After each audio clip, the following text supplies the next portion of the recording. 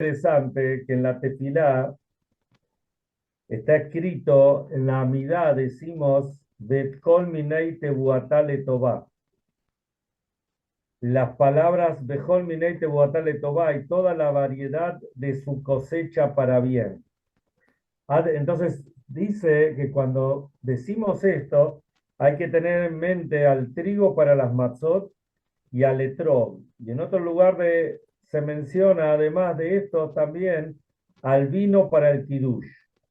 Entonces de por sí ya será toda la cosecha para bien.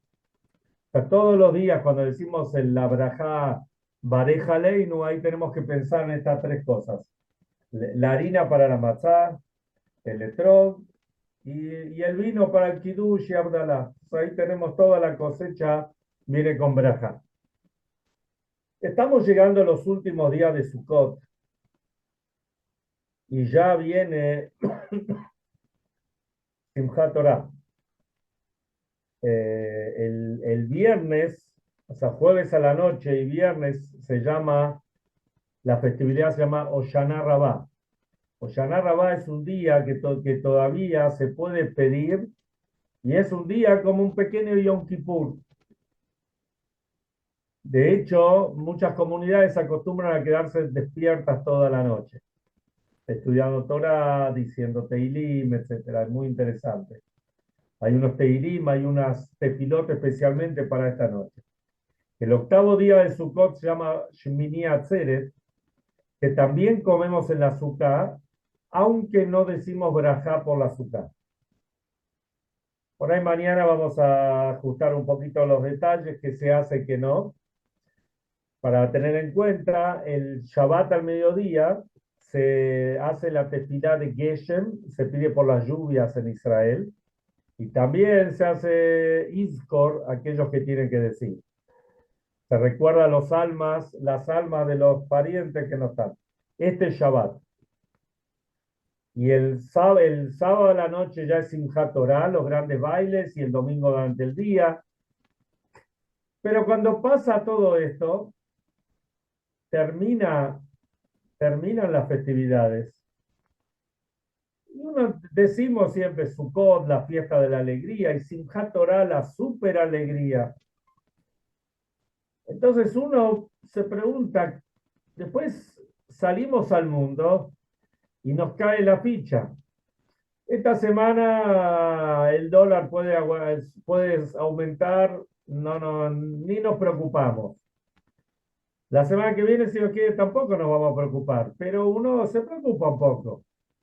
Y se preocupa por pero, o sea, nos cae la ficha, volvemos al mundo. Terminamos las fiestas y ahora, ¿cómo podemos hacer para mantener la alegría, para mantener toda esa espiritualidad y llevarlo a nuestra vida cotidiana? ¿Cómo podemos lograr hacer esto? Y de eso vamos a hablar hoy. Primero, tenemos que entender qué es Simchat Torah. ¿Qué hacemos Simchat Torah? Simchat Torah, cerramos el Sefer Torah, agarramos el Sefer Torah como está cerrado y bailamos con el Sefer Torah. Y todo el mundo baila. Baila el religioso, el observante, el sabio, el que menos sabe, el ignorante, el que viene siempre al templo, el que no viene nunca. Todos bailamos con la Torah y a todos acercamos. Vamos a empezar a analizar por qué pasa esto. Dice la Gemara, dice el Talmud, Moshe Rabbeinu subió al Shamay, subió al cielo, tuvo una elevación, y vio que Hashem estaba haciendo tagim. No sé si prestaron atención, si miran un Sefer Torah, una mezuzá, un tefilim, me refiero al pergamino, van a ver que los pergaminos tienen unas coronitas, algunas letras tienen unas coronitas que se llaman tagim. Algunas tienen tres cabecitas, como una corona, y otras son como unas rayitas que tienen una sola. Entonces, Moshe Rabbeinu vio que Hashem estaba haciendo esto sobre las letras. y no entendió lo que era. Entonces le dijo, no tengas problema. De acá a algunas generaciones va a venir un sabio muy grande, se va a llamar Rabbi Akiva, y él va a saber interpretar todo esto. Cada palito y palito Rabbi Akiva lo va a saber interpretar. Vino, agarró Moshe y dijo, yo quiero ver esto. La verdad que en otras épocas uno podría cuestionarse cómo es esto, ¿no? Igual Moshe estaba en un nivel espiritual muy elevado, estaba hablando con Hashem, pero hoy en día, a través de la pantalla, podemos ver cosas del presente y el pasado y podemos imaginarnos el futuro también. Entonces dijo Moshe, yo quiero ver esto. Entonces Hashem le dijo, date vuelta, y le mostró cómo Rabbi Akiva estaba explicando todas estas cosas a sus alumnos. Así dice el Talmud, la Gemara. Pero Moshe no entendía nada. Entonces, hasta que en un momento un alumno le pregunta algo a Rabbi Akiva y Rabbi Akiva le contesta, ah, eso es alajá le Moshe mi Sinai. Esto es una alajá que fue entregada a Moshe en el monte Sinai. Ahí Moshe se quedó tranquilo. ¿Qué significa esto? Esto significa, ¿cómo uno puede decir, cómo puede ser que Moshe no sabía, que Moshe no entendía? Moshe era el líder, Moshe era el sabio, Moshe fue el que recibió la Torá, pero no solamente Moshe recibió la Torá, Moshe enseñó la Torá a todo el pueblo de Israel. Entonces, ¿qué quiere decir que él no entendió? Lo que quiere decir es que a él se lo enseñaron en forma global, en forma general, y después Rabbi Akiva tuvo el privilegio y la sabiduría, que obviamente le dio a Hashem, vino de arriba para poder desmenuzar todo esto y explicarlo a cada uno de los alumnos y después escribirlo para que nosotros lo podamos entender. Pero sigamos profundizando. ¿Qué es la Torá? La Torá, el Midrash dice que las Torá son los planos del mundo. De hecho, la costumbre que los novios antes del casamiento, el Shabbat antes del casamiento, suben a la Torá, se lo llama a la Torá, es que así como un arquitecto, un ingeniero, antes de hacer una construcción, él tiene que mirar los planos, así también un novio, antes del casamiento, antes de la jupá, tiene que saber que los planos están ahí en la Torá, aunque no entienda todo. No importa, pero tiene que saber dónde está, cuáles son los planos. Y esto ya lo vemos en la primera palabra de la Torá. La primera palabra de la Torá ya es Bereshit. Todo el mundo sabe que Bereshit, en el comienzo, Dios creó los cielos y la tierra. Pero como ya explicamos varias veces, Bereshit podemos dividirla de distintas maneras. Podemos dividir la palabra con Bet, la Bet, y Reshit. Dos Rosh, dos comienzos. O hay dos cabezas. El mundo fue construido, fue creado por dos cabezas, por la Torá que se llama Reishit y por Israel que se llama Reishit. Entonces, esto significa que todo lo que hay en el mundo, en otras palabras, todo lo que hay en el mundo es para revelar la divinidad, para revelar luz en el mundo. En el mundo no hay, como dice el Talmud, Dios no creó nada en vano. No hay nada que se haya creado sin un sentido puntual. Todo tiene un sentido. Entonces, todo lo que tenemos en el mundo lo tenemos que tomar, es para traer, para refinar al mundo y darle luz al mundo. Miren algo interesante. Si uno va a mirar cada país y país, para que un país sea constituido necesita una constitución. ¿Qué hay en la constitución? ¿Qué tal, José? Baruch Hashem. ¿Ya está de vuelta?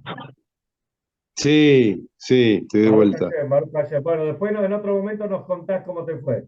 Dale. Seguimos.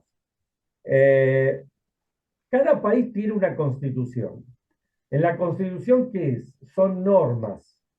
Y aunque acá en Argentina a veces nos parece mentira, pero las normas son para alivianar y para mejorar la calidad de vida de la gente. Para eso se hacen las leyes.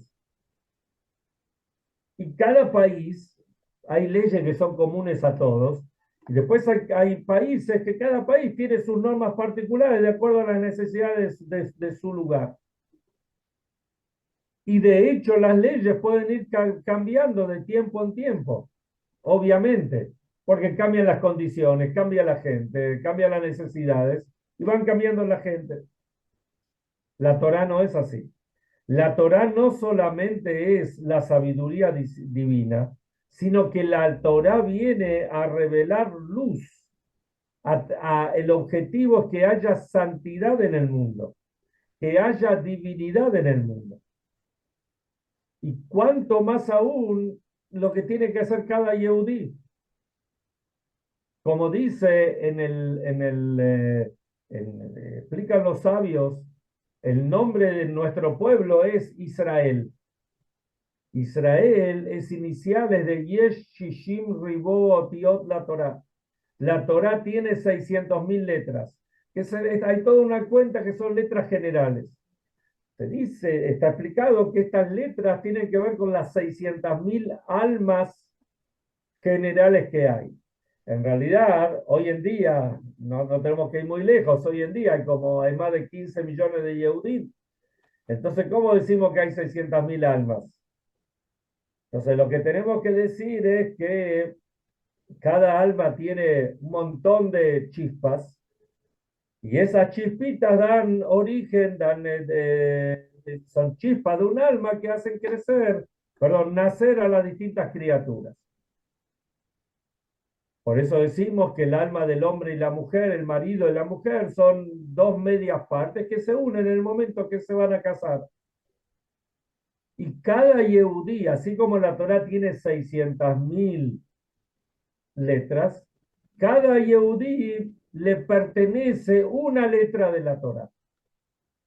Y a través de esa letra que le pertenece a cada Yehudí, el Yehudí está conectado con esa letra y eso le da la potestad, le da la facultad para poder hacer brillar la energía, la luz, la divinidad en el mundo, para inyectar divinidad al mundo, para revelar divinidad en el mundo.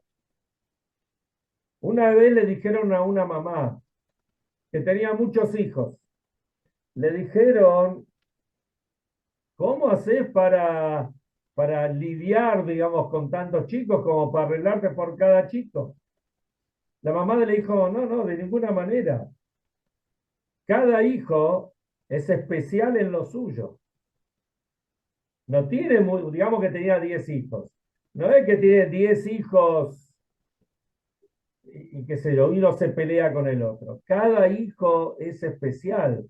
Cada hijo tiene una cualidad. Cada hijo tiene una letra en la Torá que tal vez es diferente a la de su hermano. Y cada uno tiene una misión en este mundo. Por eso, y en general, cada cosa tiene un mensaje. El Hasidut escribe que hay dos tipos de Yehudim. Están los Yehudim que participan, podemos decir los que participan y no participan. Están Yehudim que participan más en el templo, en las cuestiones comunitarias, cumplen mitzvot, más mitzvot, menos mitzvot, con más ganas, con menos ganas, pero están todos ahí, todos están en el asunto. Y después hay otro tipo de Yehudim, que es todo lo contrario, que están desconectados de Torah y mitzvot. Están perdidos, ni saben que son Yehudim. Están totalmente, ¿vieron? Como hay gente, hay distintos tipos de gente. Hay gente que tiene un problema y grita, se queja, grita. Después hay otro que está tan abatido que ya ni tiene fuerzas de gritar. o ya no le interesa el Nitá, porque igual da lo mismo. Desgraciadamente hay países que pasa esto, que hay gente que ya está cansada, dice, "Ya está, bueno, que sea lo que Dios quiera, ya está, ya me cansé de luchar". Y hay Yehudim que son así, hay Yehudim que están tan alejados, tan fríos con el judaísmo, que apenas saben de casualidad que son Yehudim. Tenemos, entonces, ellos también tienen una letra en la Torá, seguro que la tienen. Entonces, esta es la diferencia entre Moshe Rabbeinu y Rabbi Akiva.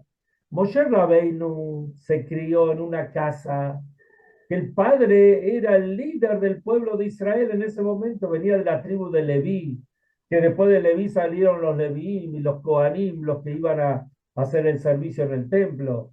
El padre se llamaba Amram.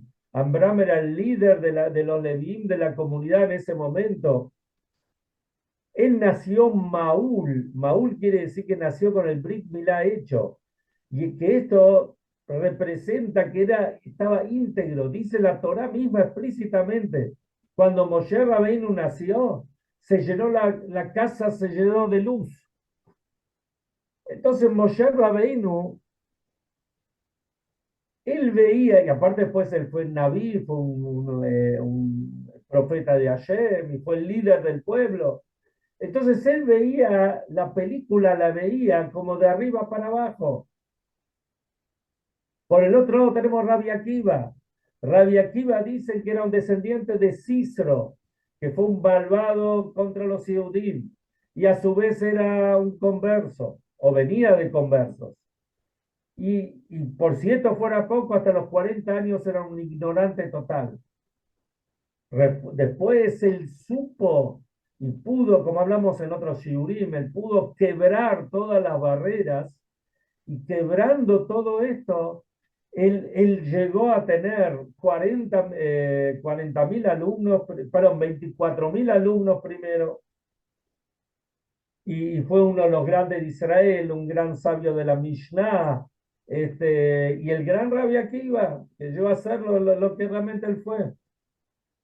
Entonces Rabbi Akiva no solamente veía las letras, Rabbi Akiva también podía interpretar estos tagim, estas coronitas, estas rayitas que hay arriba de las letras, que representan a esos Yehudim que están tan alejados, fríos con el judaísmo o desconocidos de su propio judaísmo.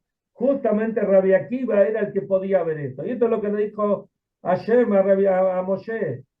Va a venir Rabbi Akiva y él va a poder descifrar qué son todas estas cosas, porque él podía ver la conexión que cada Yehudí tiene, sea quien sea. Se cuenta que en una de las veces que vieron estos últimos años, desgraciadamente hubo varias veces que el ejército de Israel tuvo que entrar a Gaza, a Gaza. El problema en Gaza es que de repente hay hospitales, hay mezquitas, donde todo el arsenal, todo el armamento los ponen ahí adentro, adentro de una escuela, un jardín de infantes. Entonces es muy difícil poder descifrar esto y poder atacar esos lugares porque está lleno de gente y son lugares supuestamente que no se los puede tocar. Es muy complicado. En una de esas incursiones en Gaza, había un grupo de unos 10 soldados que entraron a una mezquita. Pero tenían que entrar a la mezquita porque sabían que ahí estaba el armamento, el arsenal. Entran a la mezquita y van entrando, ¿no es cierto?, sigilosamente, y de repente se abre una puerta. Se abre una puerta y aparece una terrorista, soldada terrorista, que la tipa está toda parchada con explosivos y está con el detonador, lo tiene en la mano. Entonces los soldados rápidamente tenían que pensar qué hacer, porque un segundo extra y quedan todos ahí. Uno, sin pensar demasiado, gritó, Shema Israel, Hashem Elokeinu, Hashem Echad. Y en ese momento la chica que estaba a punto de apretar el detonador se quedó petrificada. Después descubrieron que la chica era una chica judía. Lamentablemente en Israel pasa que hay árabes que se conquistan a chicas judíos y bueno, las chicas se enamoran, después se las llevan a vivir con ellos y después, bueno, pasan las cosas que pasan. Esta chica tenía 2 hijos y le dijeron, si te escapás, si no sé lo que tenés que hacer, difícil va a ser o terrible va a ser el final de tus hijos. Bueno, después la chica al final cuenta la historia que les mostró dónde estaba el arsenal y así pudieron rescatarla y seguir con la misión que tenía que hacer. Esto es un Yehudi, como dicen los sabios, Afal Pishe Hatá Israelu, aunque él peque, sigue siendo un Yehudi, por más alejado que esté. Esta chica estaba alejada, pero la Neshama, el puntito, la chispa judía la tenía íntegra. En el momento que alguien se la activó, no hizo falta que ella active la bomba. Alguien le activó la bomba que tiene adentro, esa bomba natural, por decirlo de alguna forma, esa chispa divina, y eso la hizo frenar. Pero hay Yehudim que están tan indiferentes que ni siquiera reaccionan a esto. Había una parte del Talmud que lo dice Rapapa, nombre Rabbi Shimon ben Lakish, dice así, que la Torá, y eso lo vemos en la Pashá esta semana, Besot Abrahá, en la Torá dice que la Torá fue escrita con un fuego blanco sobre un fuego negro sobre un fuego blanco. Entonces se explica así, en la Torá, en el rollo de la Torá, tenemos las letras, tenemos los tagim, esas notitas, esos palitos o coronitas que nombramos antes, y también tenemos lo blanco que está alrededor de la letra. O sea, el pergamino, uno escribe sobre un pergamino. Entonces uno escribe y alrededor de la letra queda lo blanco. Entonces hay Yehudim que son como la letra. Hay otros Yehudim que son como el tag, como los palitos, como las coronitas. Y hay Yehudim que son como lo blanco del Sefer Torah, el blanco del Clav. Pero uno tiene que saber, como está traído en los libros y el Hasidut lo trae, que el color, hay 5 colores primarios, pero el color más puro es el blanco. Y tenemos 2 tipos de fuerzas. Tenemos fuerzas interiores y tenemos fuerzas abarcativas. Las fuerzas interiores, que son el intelecto, la sabiduría, las emociones, eso tiene su limitación. Por más sabios que podemos ser, por más emotivos que podemos ser, tenemos nuestras limitaciones. Después están esas fuerzas, como se dice en hebreo, kohot, makifot o makifim, que la persona, en ese caso, la persona puede superar todos los obstáculos. Si hemos escuchado historias de la época de la Shoah, del Holocausto, y que uno se pone a pensar cómo pudieron superar esos momentos, no nos podemos imaginar lo que fue eso. Sin embargo, están esas fuerzas superiores que se despiertan en los momentos de grandes dificultades y ahí afloran y la persona puede superarlas.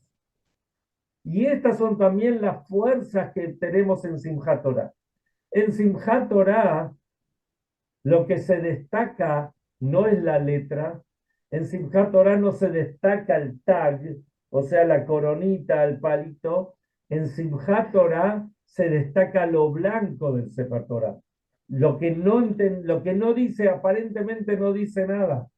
Porque en Simchat Torah, por eso está el Sefer Torah cerrado, no importa si entendemos o no lo que dice, porque en Simchat Torah se resalta la unión de todos los Yehudim, en Simchat Torah se resalta la esencia, y por eso puede pasar que de repente un Yehudí llega, que todo el año no participa, todo el año ni bolilla ni nada, llegó Simchat Torah, lo hicieron bailar con la Torah y el hombre rebalsa, el hombre salta, el hombre es otra persona. Entonces, esta fuerza que recibimos nosotros en Simchat Torah es la fuerza que nos acompaña todo el año. Por eso cuando después salimos al mundo y como se dice comúnmente, nos cae la ficha, ¿no es cierto? Hay que salir, porque por ahí mucha gente esta semana no trabaja, Sukkot, lo que sea, pero la semana que viene hay que salir a laburar y uno entra en la vorágine de la vida. Entonces, ¿cómo hacemos para hacer, digamos, para seguir adelante? En cuestiones económicas, en familia, comunitaria, lo que sea. Tenemos la fuerza de estas festividades. En vez de Elul, Rosh Hashanah, Yom Kippur, 10 días de Teshuvah, 4 días hasta Sukkot, los 7 días de Sukkot, Shmini Atzeret, Simchat Torah, los días que vienen después de Shabbat Bereishit, el Yehudí va sumando y abasteciéndose de todo lo que tenga, de todo lo que recibimos, mejor dicho, tenemos lo que recibimos de Hashem, y esto nos da fuerza para que todo el año sea un Shanato, vamos a estudiar, un año bueno y dulce, un año que recibamos al Mashiach inmediatamente.